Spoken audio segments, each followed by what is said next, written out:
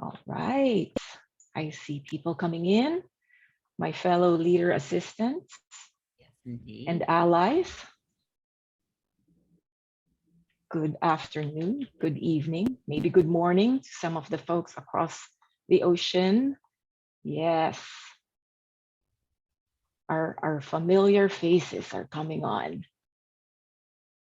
So, everybody, this is being recorded, just so you know, if you missed the prompt earlier when you joined us. This is going to live in the archives of Leader Assistant as well as our wonderful guest's YouTube channel.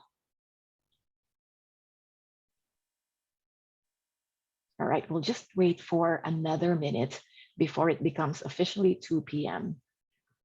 And I am very Swedish that way, by osmosis. At 2 p.m., I'm very prompt. Okay. Hello, hello.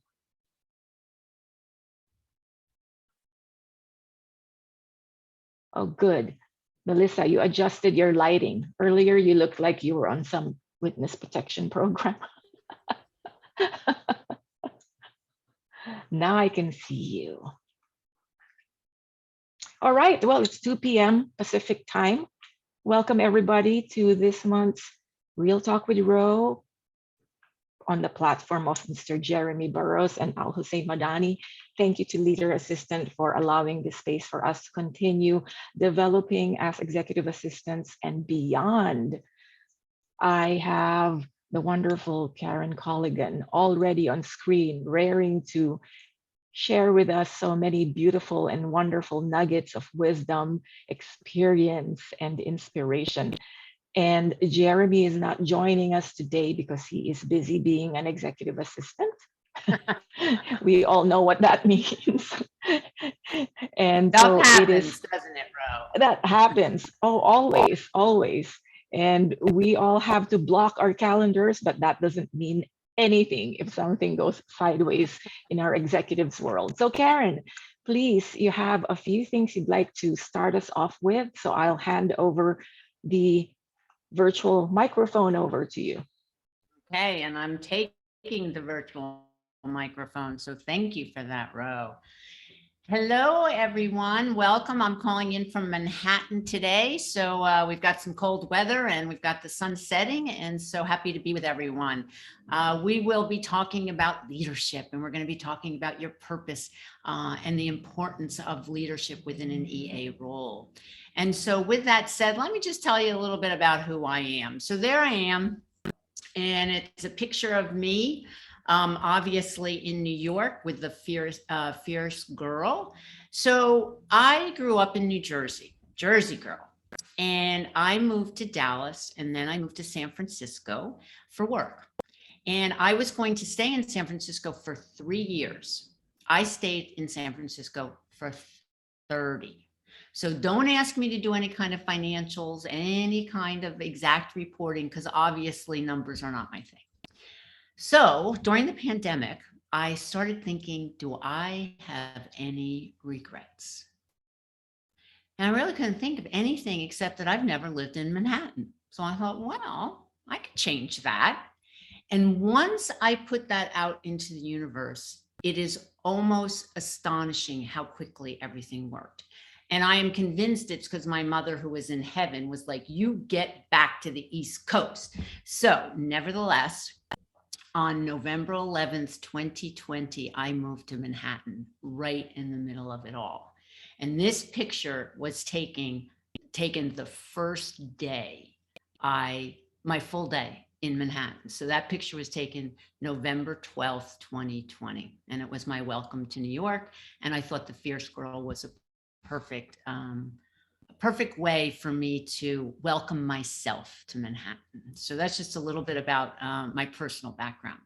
So I'm here in Manhattan. My company name is PeopleThink. I started it in 2000. As I said, I came out of high tech. I'll talk about that later. We have 3 focuses at PeopleThink, and it's around leadership. And again, I'm talking about leadership today. Our signature program is Keep It Real Leadership, and that's for new and advancing leaders. Team development. So I go in and I help organizations really work on team and culture and how are they going to be a high performing team.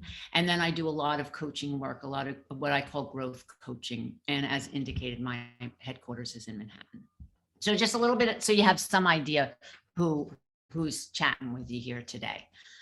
So logistics, we're gonna have content and conversation. So I know everybody's muted. If you have a question as we're talking, please unmute, ask the question.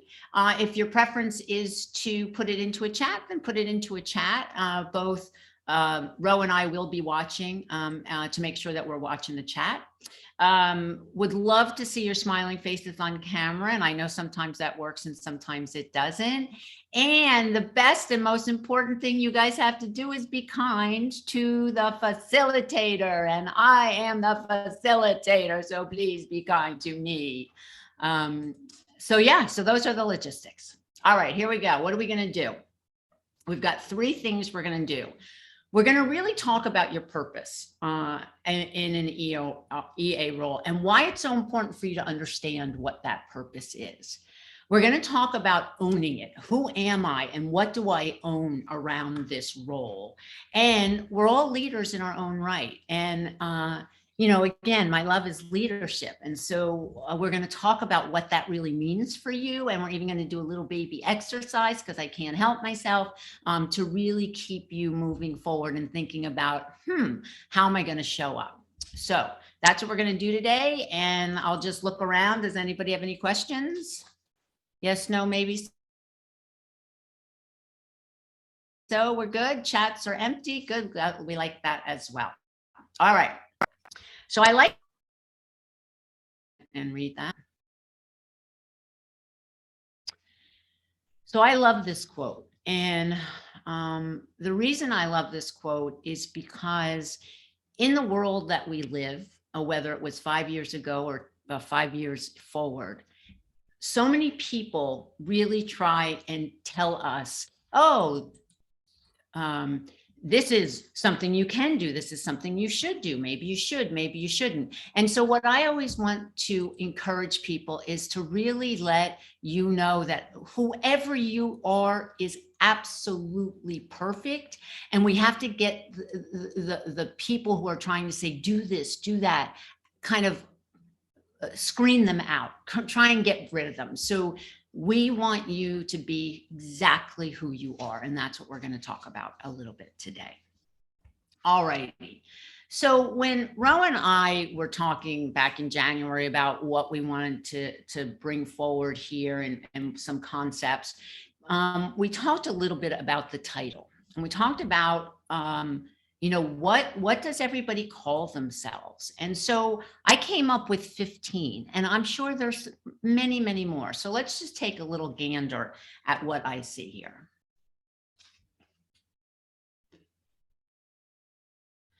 So if you look at this list, depending on your industry, depending on your company, everybody's got a different title, and they all mean something different.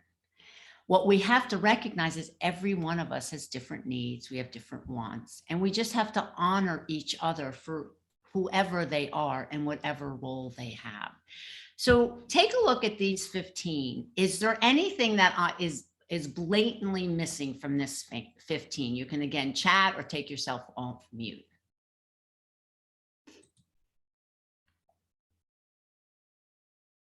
No, everybody, okay, we got a chat.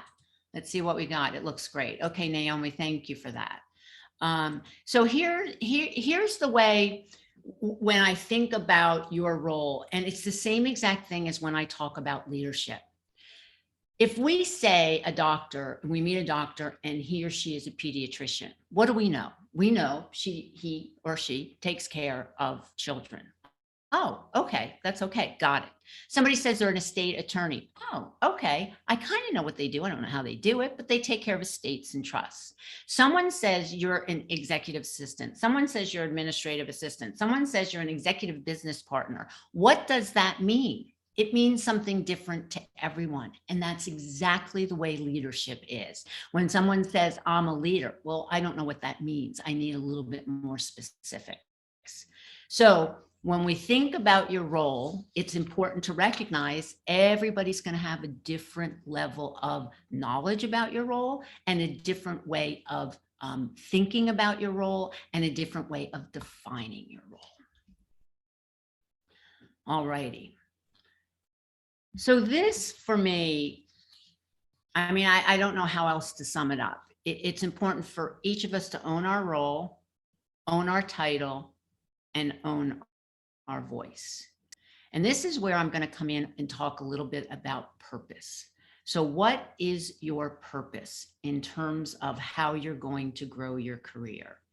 So there's some of you on the call that might say, you know what, I'm completely confident and comfortable with where I am. And I like my title, I like my role, and I have a strong voice.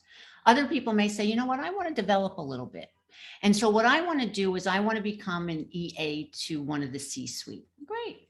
Okay, what development plan are you going to put in place? What is that purpose statement? Whatever it is just perfect. And so what you want to think about is how do you begin to establish your purpose for yourself so that you are designing what you want as you continue to move forward. Own your role, own your title, own your voice. When I think about my purpose and why I really believe I've been put on this earth, it is to inspire and teach so that people can dream bigger and see new possibilities. I do that in multiple ways, and that is my purpose statement. And it took me a long time to get there. So, really important, purpose statement. What does it mean? Alrighty.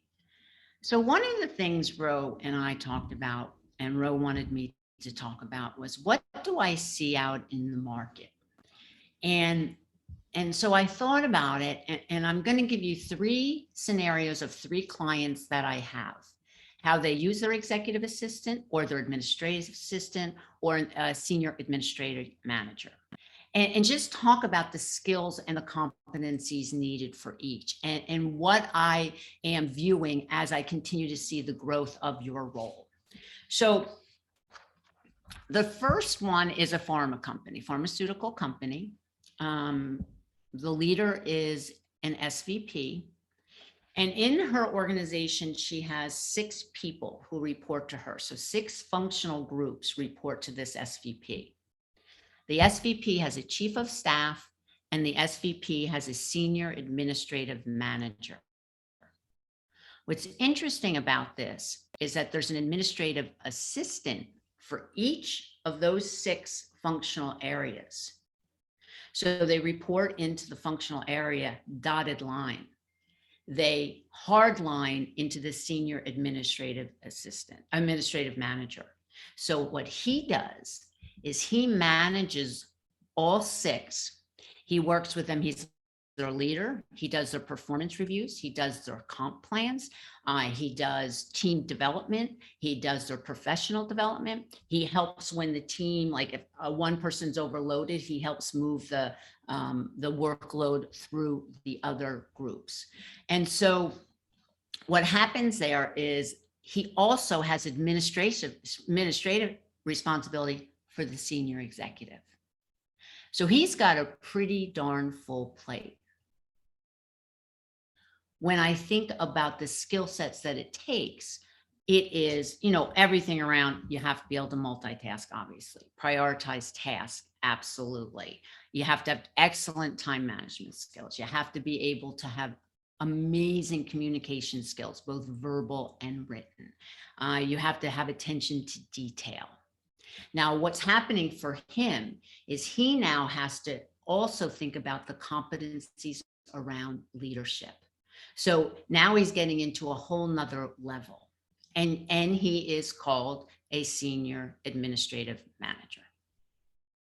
So comments or questions about that before I go to my second? Any thoughts about that? Anybody in the chat? No, we good? Okay. So the second, what I have is it's a tech company. And the leader is also an SVP. And what she does is she runs a global organization, and she's run multiple global organizations within this group. She has an executive assistant who acts as the chief of staff. However, in this organization, they don't have that role. Now, what's interesting about this situation is this EA moves with my customer wherever and whenever she gets a new role. So part of this SVP, what she does is she literally negotiates that she's bringing her EA with her when she moves from role to role.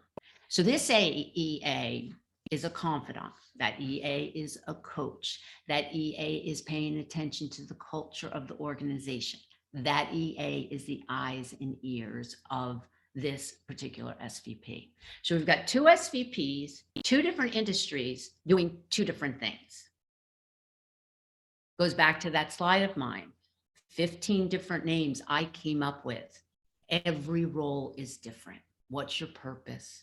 What do you want to own? And then my third is a biotech firm, and she is administrative assistant to 6 people. And what she does is she does calendar, she does travel, she does email, she does all meetings, and she absolutely loves what she does. Now, what's interesting about her, she wants to grow in her role. What she recognizes is right now she has a small child at home, and she knows that at this point in time, she can't take on more responsibility. So she's working with one of her leaders to talk about how she can begin developing now so that in 2 years, she'll be able to be ready to take on a larger senior administrative role. Loves what she does and loves her family. And so she's not willing now or capable now, really, of being able to do anything else. So what are her skill sets? You know, just what I talked about, time management, of course, communication, all those kinds of things. And she's not yet in that leadership role. Does she want to be? Yes. Is she going to get there? Absolutely. So there are 3 scenarios for you. Does anybody want to ask a question, have a comment about any of that? No? I'll make a comment, Karen. I'll just point something out because it reverberates in me. When you mentioned about the executive assistant who right now really acknowledges and definitely knows that her core value is not to attain a higher rung in the company's leadership, but just to, but to stay where she's at because there's a bigger picture personally. I identify with that a lot because when I started at Mozilla 11 years ago yesterday, wow, congratulations. That was exactly a conversation I had very early on when my executive asked me, what would you like to take on? And my kids were just about to start kindergarten. And I was the very first one who openly said, I am good for now. Yeah. And let's rediscuss this someday. So I am definitely subscribing to what you're saying. I'm tracking right there. Yeah. And Rowe, what's interesting, and I just want to make sure that I emphasize it, is that development can occur even when you know you're not ready to go to that next place. And your leader can know that because development and purpose, they're fluid. And depending on where we are in our life cycle, depending on where we are in our role in the industry, in the company that we're at, it's going to change. So we have to recognize, we have to be able to flex. And who knows better than that, than everybody on this call? You have to be flexible, you have to be adaptable, and you also have to do that for yourself and be kind to yourself around that. So everybody's where they are, articulate it, and then you can begin to make your decisions based on what's important to you at this moment. Yeah, thank you for that, Rowe. Any other questions or comments about that? All righty. So with that said, when I think about where your role is going, this role, and I think about the leaders that I'm working with, what I know is that the leaders are saying, I'm going to need a little bit more at times to be able to continue my growth. Because remember, they also are trying to be purposeful about what they do next. They also have to be fluid and adaptable, and they're looking for people who can help them in terms of their growth as well. So you are a partner with who you're working with, and it's important that that partnership work both ways. So have a conversation with your leader. What do you need from me? What can I give that maybe I'm not at this point? Or what can I develop? And then you tell them, this is what I need for you. These are my expectations in terms of communication, whatever it is, boundaries. So I think the most important element here is, again, I'll go back to that purpose. If you're really clear about your purpose, then you get to articulate what you want, and then you can say it in a way that will fit your style and fit your leader style. Partnership. That's no matter all 15 of those roles, it's all about a partnership. And that's the way to look at that. All righty. So why is leadership important for your role? And I'm going to ask that question before I put up anything on here. So does anybody want to let me know what you're thinking about why is leadership important for your role? Who wants I to think chat? I think Who's most it? everything we do involves leadership Uh-huh. And Melissa, because yes, please. Good. so whether and it's not leadership as in being a leader of people necessarily, it's being a leader of the calendar and the time management of your executive. It's being a leader in working with other admins or EAs or whatever you want to title Whatever you you want to call it, use, right? right? It's being a leader in getting the team together, your executives team together and on the same page, right? Or helping situations or anything along that. That's what it means to me. Yes, yes, love, love, love it. Who else? Talk to us. I think of, oh, sorry, go ahead, Hollis. Who is this? Oh, hi, I'm Hollis. Hi, Um, Holland. Thanks, Naomi. I just also wanted to highlight that we are seen as an executive of whoever we support. So we have to also remember that our manager that we are supporting, be it executive, CEO, whomever, they're a leader. And so we're seen as a leader. And I have had to, I've had people remind me of that a few times throughout my career. When we send emails out on behalf of our manager, we have to remember that the verbiage, the conversation, the text, all of that stuff, it has to be sent out in a certain way so that there's no wiggle room for questions, so that people fully understand what the message is when we walk through our office or present ourselves on Zoom if we work from home. We have to carry that through as well, right? So being a leader is also carrying through and being, an extension of who we support. Yeah, absolutely. And you are their voice. And so when you are speaking or emailing, it means that you are the voice of your executive or your leader. And so you are, in fact, them. Yes, it's like one and the same at some points. We have some chats. I'm part of the executive leadership team and partnered with my principals, leading in my own space for personal and professional. Yes, yes, yes. Personal and professional. We cannot forget that. Thank you, Heather.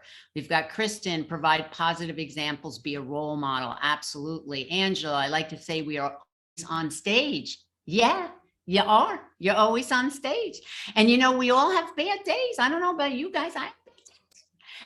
And so when we know we're going to be on stage, we have to find a way. I call it charge neutral. How do I be charge neutral in this moment when I want to strangle somebody? So, you want to think through that. Absolutely.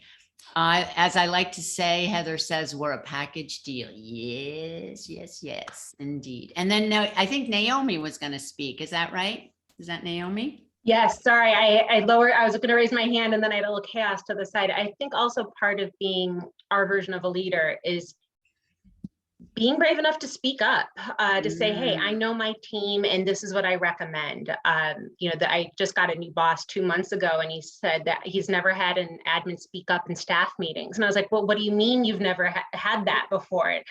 I know my team, I have ideas. Like every idea might not be the right idea at the right time, but my ideas are just as valid as anyone else's as long as I understand the topic. And he's like, no, I know that, it's just never happened before. Yeah, yeah. Well, and just Naomi, he hadn't met you. He had not met you yet, Naomi. So there you have it. Yeah, exactly. And that's really important. And Naomi, you have a new leader. So it's time you can train your new leader on what's important for you and what he or she will need from you. I mean, beautiful time to have this conversation. Yeah. And this comes back to when I was in tech and I was an individual performer, we were just pounded and pounded in our head that every single person was a leader. And it didn't matter if you have people responsibility. And someone had mentioned that about the people responsibility. It has nothing to do with the people responsibility. What it has to do is, will I be willing to own what I do for a living so that I can lead my project, maybe my team, maybe I'm head of a project, maybe just my exec, who knows? And that's what's so important to know. So again, taking charge of your role and your future. You want to set goals for yourself so that you are really managing what's important to you. Again, going back to that purpose statement. And then it makes you responsible, organized, and accountable. Because again, from a leadership perspective, you own who you are as a leader. And by saying that and doing it, then in fact, you are a leader. And as I said, individual performer, it was pounded and pounded and pounded into our head about that. Yeah, so thank you for that. So we got we have 28 leaders right here in this room. I love that. Maybe we can hang up the phone, Rowe. Everybody's here a leader. Good to know. All righty. So here is my tagline. It says, be the leader only you can be. And if you look down here at this little K here, what we did, and I worked so hard on it. So that looks like a fingerprint, and that's meant to look like a fingerprint. And it's because every single person is a leader and every single person is unique. And we don't want you to be anybody except who you are. So that's my tagline. And when we start thinking about leadership, here's what we're going to do. Here's the little piece I want you to do a little work on. I'm going to put some words up here, and there's a lot of words. And then I'm going to shut up, and I'm going to ask you to choose 3 that you would like to own as you continue your purpose, as you continue your role and your voice, and as you think about yourself as a leader. So I'll give you, again, I'll put a lot up here. And then I'm going to ask some people if you'll tell us what your 3 are. So I'll zip and let's go. Oops, you're supposed to go slow. There we go.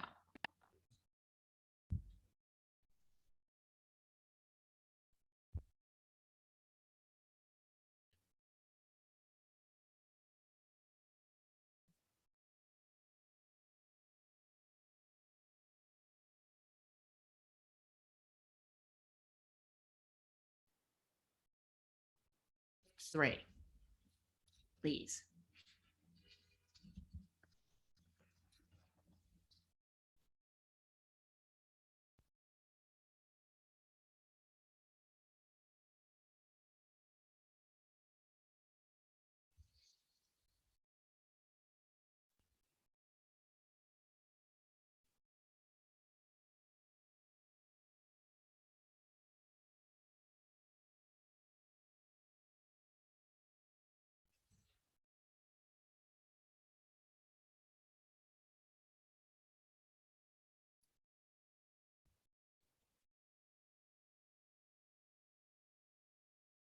I'll give you about another 30 seconds and then I'll ask people to share. And if you want to put them in the chat, happy to see them in the chat as well.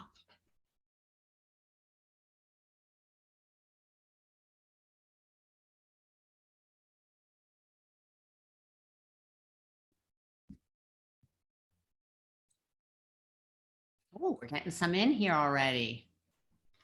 Oh, wow, we're getting a lot in here. Okay, Heather, integrity, action-oriented and authentic. Love it. Cheryl, strategic, action-oriented, innovates, but really all of them. Go girl. Yes, exactly. Naomi, emotionally intelligent, continuous learner, confident.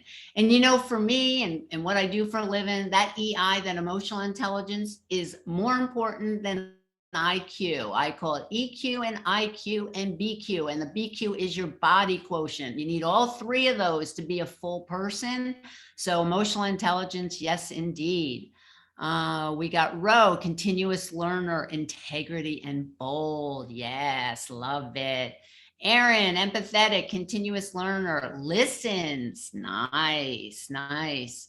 Melissa, emotionally intelligent, creates culture, empathetic. Christine, flexible, confident, accountable. Candace, emotionally intelligent, accessible, action-oriented. Wow. Aubrey, creates culture, inspires, authentic. Debbie, emotionally intelligent, integrity, communicates.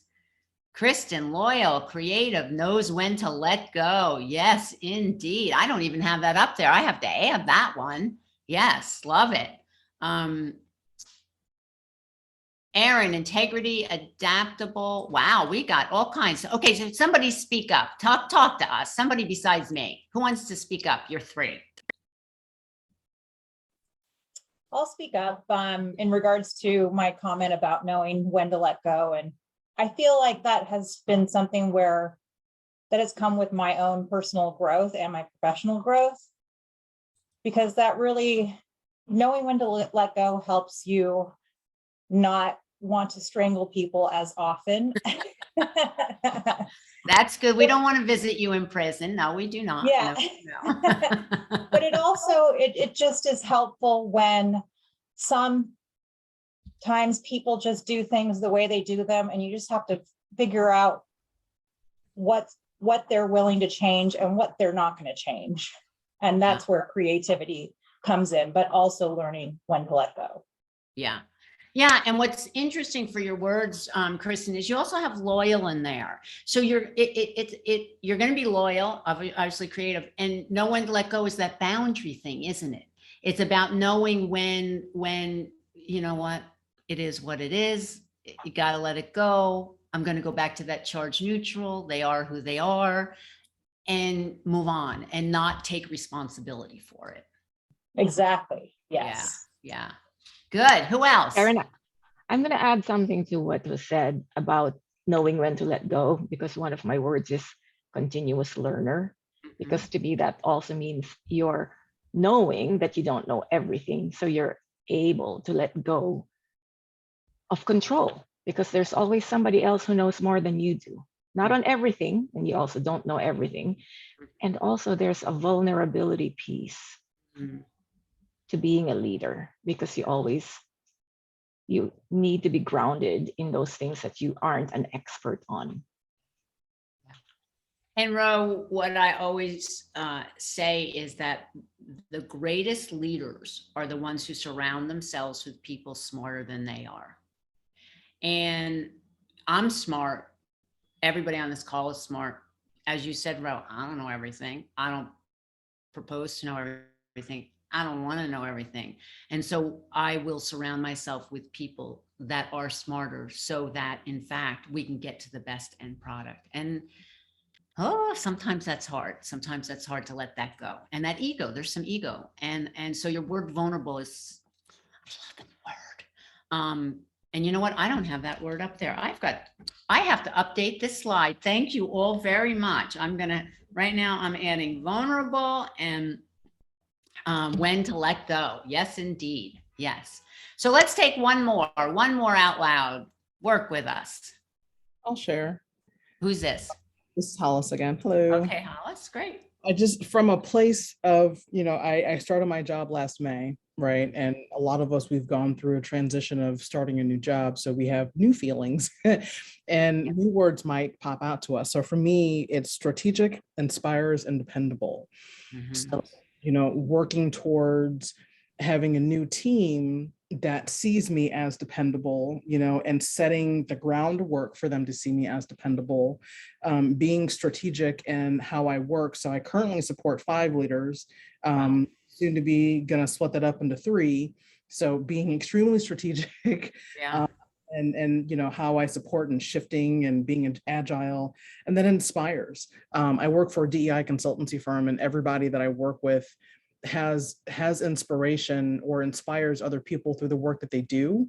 Yeah. And we find often at times that we inspire through events for the team or whatever, but I want to inspire my team to do things as well. So inspiration. So new team, new words. Yeah. And Hollis, I love this whole thing about strategic, being strategically dependable, if you will. So if you have 5 leaders, soon to be 3 leaders, everybody, all 3, and well, first all 5, and now within all 3 have priorities. And their belief is their priority is your priority. And then all of a sudden you have to be able to strategically be dependable and help everybody, recognizing that you have to be the one who juggles those priorities, because their priorities may not be your priorities. And then all of a sudden, just like Jeremy couldn't be with us today because his priority was to make sure that the board meeting, whatever he had to do at the board meeting. So yeah, it's hard. It's hard. Yes. And prioritizing and recognizing who gets prioritized is really important. Yeah. So these words are important. And Rowe, I don't know, will you be able to keep these chats so that we can see who did what for them? We are recording, so these messages should be able to be seen later on. Fabulous. Okay, good. Great. So a lot of words on here. And like I said, now I have to add more. I don't know where I'm going to put them, but I will find that place. So thank you for that. And then, so let's translate this into your career journey. And the first thing, the 3 qualities of the leader you want to work on. So taking those 3 words and then living them and seeing, well, does this help with my purpose? Yeah, it does. No, it doesn't. I'm going to exchange that word and I'm going to put in a different word. Oh, that feels better now. So remember, fluid, nothing's written in stone. I gave you 3 minutes to look at 35, 40 words. So think about them, and that's going to help you from a purpose perspective. Wouldn't it be delightful to set a goal around one of them and then talk to your leader about it? So, if we've got anything around any of the words that were up there, integrity, we had authentic, we had strategic, emotionally intelligent. Why not set a goal against those to make sure, again, that you're saying, does this really map to my purpose? And then, of course, create a plan. I love a good plan. And then obviously, when you speak with your leader, the distinction is you have more touch points with your leader. And with that said, my guess would be that a lot of those touch points are not about you. And so you're going to have to make sure you make the time, at least on a quarterly basis, to say, hey, what about me? Hey, hello, what about me? And these are the 3 things that I really want to work on, or this is my purpose. And I want to make sure that I get to develop in that way. And take care of you. Are you the last one on the list? Are you able to say no? What are your boundaries like? Do you have to go take a walk? Do you have to have lunch and not stand up while you're eating it? Do you want to exercise and you don't want to have to get up at 4 o'clock in the morning to exercise? So really recognizing as part of your purpose statement is to take care of yourself. Yeah. And of course, in the short time we've been together, you can see why I would believe purpose, your leadership qualities really begin to make a well-rounded role for yourself so that you can own your voice. Mhm. And then more importantly, what do you want? And everybody's got an opinion. Isn't that amazing how everybody has an opinion about what you should do? I always say no shoulda, no woulda, no coulda. Because everybody's going to tell you what they think you should do. So with that said, take a look at this.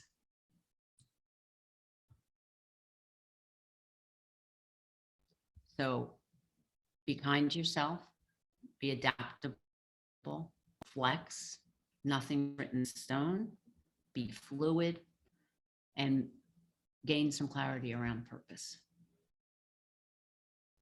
So with that, let's have some Q&A. Who wants to ask some questions?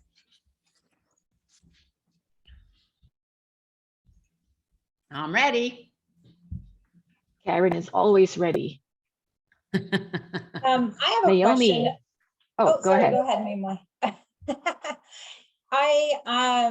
I struggle a bit here with prioritizing myself and communication with my manager in regards to what that looks like. And essentially my boss admits that this is a world that's unknown to him and asks me to sort of take the reins, which I'm totally fine with, and I do so. But then I get the sense that it sort of just disintegrates. And I always feel like I'm just left out there. And I often prioritize the other team members because that's just part of being behind the camera and making sure that the team is functional for the executive. But then at the end of the day, like I'm about to get my performance review and I'm supposed to have a title adjustment and a promotion. And I'm really nervous because I did all this work and provided all this effort in a very strategic and organized fashion. And I sense that it sort of was forgotten about. And I have prompted reminders, but I don't know.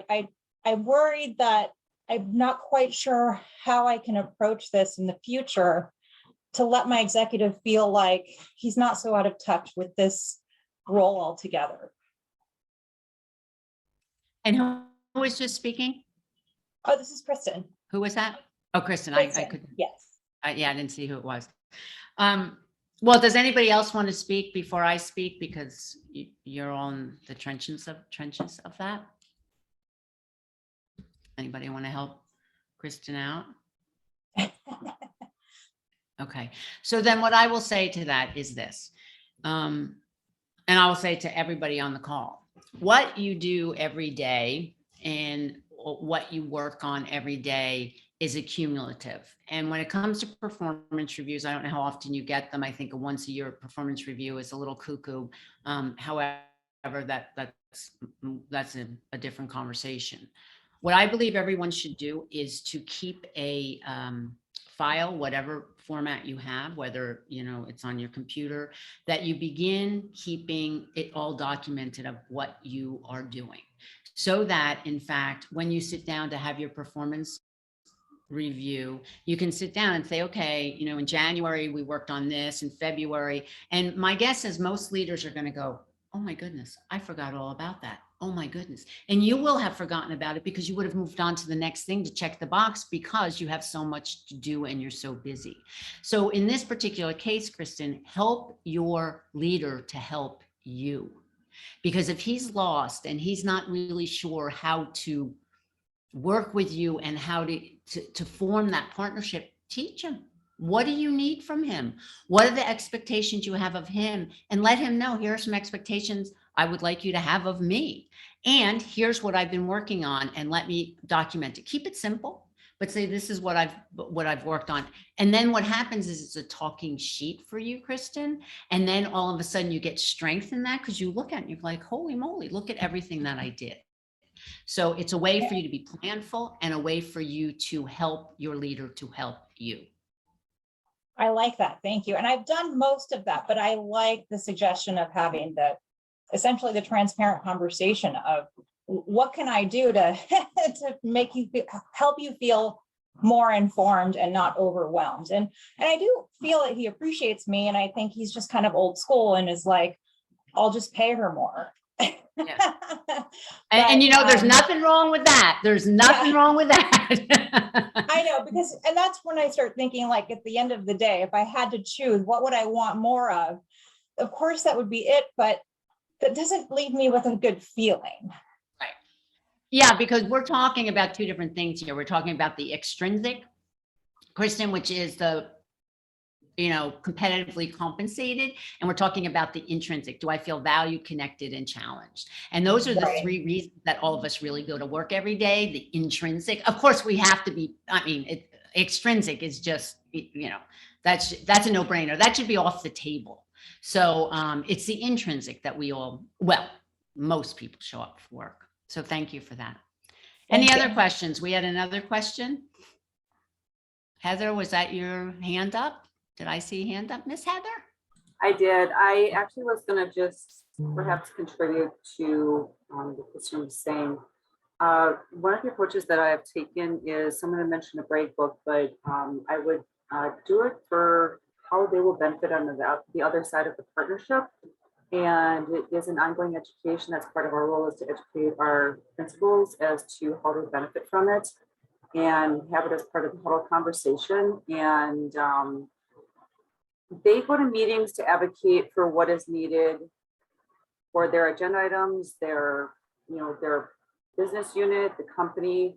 So this, in a way, is you being CEO of your position, your profession, your future needs, and how you're approaching it. So it's not a one and done, it's an ongoing journey, and it's a continuing. It actually should be, or I would strongly encourage to have it be a bullet point on your huddle, or whatever the cadence is of you at least meeting at least once a week, not making you a lesser priority for other meetings, because then they will start to recognize the buy-in of your value, you coming to the table with solutions, and that will, I think, further advocate for what you have spent so much time working on. I hope that makes sense.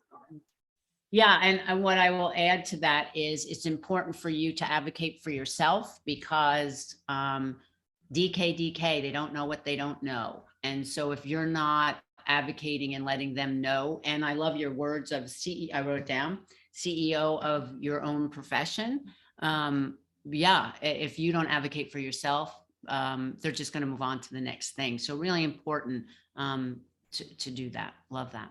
Okay. Don't let someone else build out what you want your career to be. Exactly. Because it's not going to be what you want. And you've worked very hard on it and will continue to. So for me, I consider, like, if you're advocating for the executive, you're advocating for yourself, because I truly believe in it being a partnership and package deal. Yeah, agree. Thank you. Love that. Go ahead. Oh, thank you. I just wanted to thank her. Oh, okay. Oh, yes, of course. Oh, look at Rowe says, save all the thank you and great job emails you receive. Yes, and put them somewhere. Absolutely. You need a brag book. We need to, like, pat ourselves on the back sometimes and not move on to the next thing without, without bragging. And brag book, then people think, oh, well, am I bragging? Should I brag? No, if you have done it, then have confidence in yourself. I did this and I need people to recognize it. So yes. Yes. So in terms of timing, Rowe, can we take one more question or should we move on? Absolutely. We are here until you need to hop off and do Manhattan things. Oh, no. I'm just worried about it. It's getting dark here. I turned on the light and I was like, whoa, I can't do that. So no, please, more questions.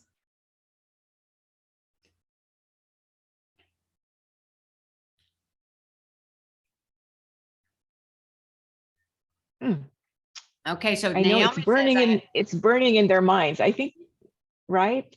Yeah. So I'll ask the question I was going to ask earlier. It sounds like you've spoken to a lot of executives, and my guess is when working with them, a fair amount of assistants. So in working with those kind of dynamic duos, what do you think is the kind of the greatest thing that holds those assistants back from being better? We just talked about advocacy, Just the advocacy? speaking up.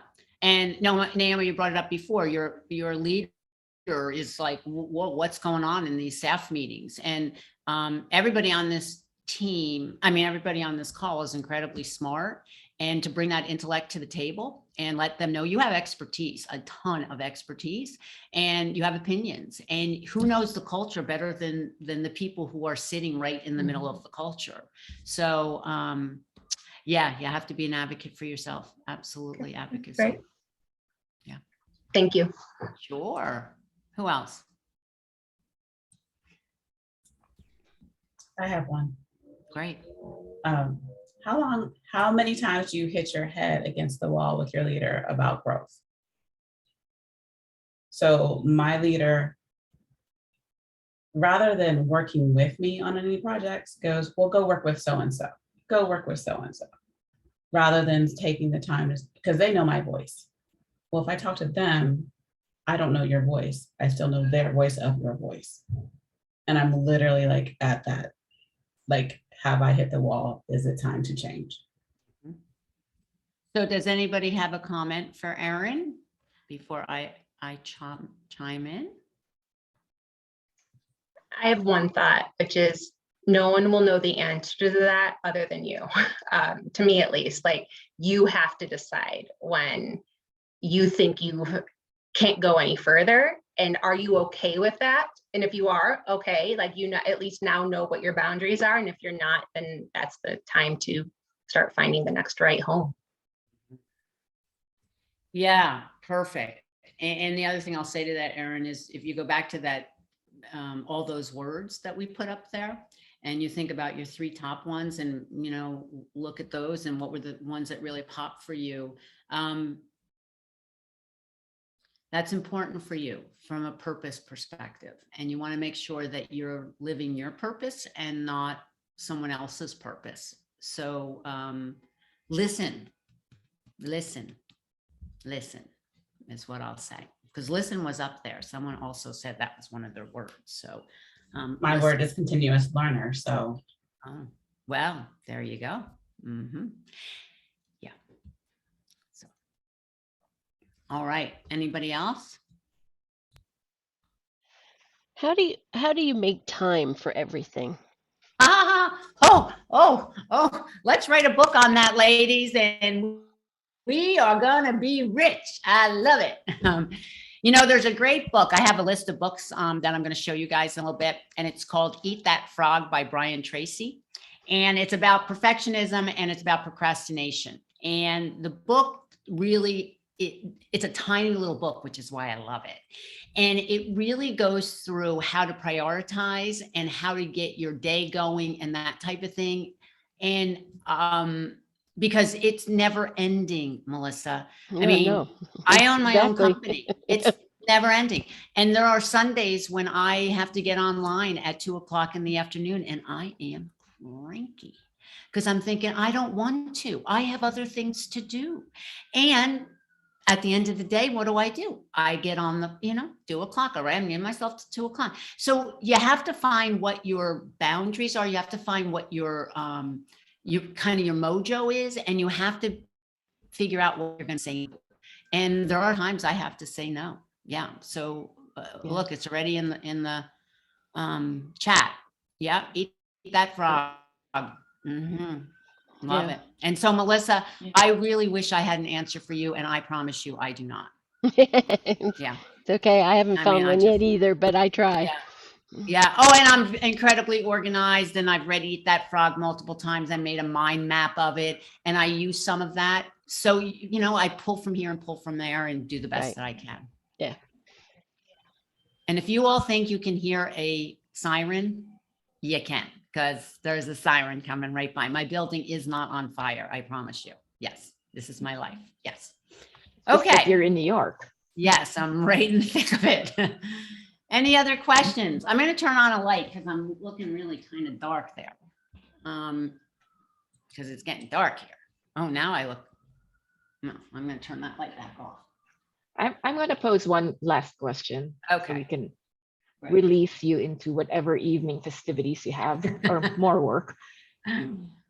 If you think about executive assistants you've encountered throughout your career when you were still in tech and now as your own company owner, what stands out for you when you first make that connection with an EA? What makes you go, wow, that was one amazing EA? Well, What trait and what skill just immediately grabs you and says, she's got it, he's got it, they've got it? yeah. Well, the first thing is recognizing, and I'm going to say something I've said already, that they own who they own their role and they're happy with it. And you know that immediately, that they do what they say they're going to do. I'm working on a project right now and I'm working with an EA. I'm telling you, if she were near me, I would hug her every single day because she does everything that needs to get done when she says she's going to do it. So that's important to me. I like people who have a spirit about them and are confident about what they do and how they speak and what they say. Obviously, my tagline, be the leader only you can be. I like people who know who they are. It goes back to that ownership thing. I like EAs when I know that there is a connection between them and their leader, that that's a partnership. There's nothing that infuriates me more, whether it's an EA or a project manager, wherever I am, that it's not equal, because I don't care who anybody is. We are humans at the end of the day. And if an EA or administrative assistant or whatever you might call yourself is working in partnership, you know that immediately. I like when executive assistants take on ownership of what the project is, and I know who owns what. I love that. I mean, I could go on and on about what really works. What doesn't work for me is really just the opposite of everything I said. You know, when people are lazy, they don't do what they say they're going to do. It makes me crazy. It makes me crazy. When people are late, I go cuckoo. I'm like a crazy lady. So I hope that helps. But it's like that confidence. It's like, I am what I am and I love it. And I'm going to make sure everybody knows it. It just oozes spirit. I think that's a good word. It oozes. It oozes out of us. Yeah. And there's a passion and a belief that we are our own boss, our own leaders in the role we play. Yeah. This was wonderful, Karen. I'm going to, unfortunately, have to say goodbye to everybody. And many topics will come out of this conversation. I just know it. So hopefully, leader assistants, you'll continue either on Circle or just individually pinging each other. That's what we're all about, the network that continues to thrive and grow. And Karen, thank you so much for coming into our space today. I love it. Let me just finish up with a few little things just to tell you. I have podcasts out on my YouTube channel all about leadership. Big surprise there. I'm kicking off a new program that starts on April 26th. It's all about leadership. It's 4 months long. Would love any of you if you want to participate, or anybody in your organization. It'll be out. The email campaign goes out tomorrow. Keep your fingers crossed. I'm nervous and excited. And then here's my recommended books. All I really need to know, I learned in kindergarten. Love it. Eat That Frog, The Leader Assistant. Oh, but of course, I even have it right here next to me. The Man's Search for Meaning, Start with Why, and The Year of Yes. So all books that I recommend. And then this last quote, everyone is a genius, but if you judge a fish on its ability to climb a tree, it will live its entire life believing it is stupid. So own it, women, ladies and gentlemen. Do we have any gentlemen on here today? I didn't see any. Well, own it, and then come visit me, LinkedIn. You know, let's stay connected. Rowe was a pure joy. Everyone, thank you so much, and we'll be in touch. Bye. Stay safe, everybody. Yes, definitely. Thank you. Bye. Thank you. Bye. Thank you, Karen. Thank you, everybody. Bye.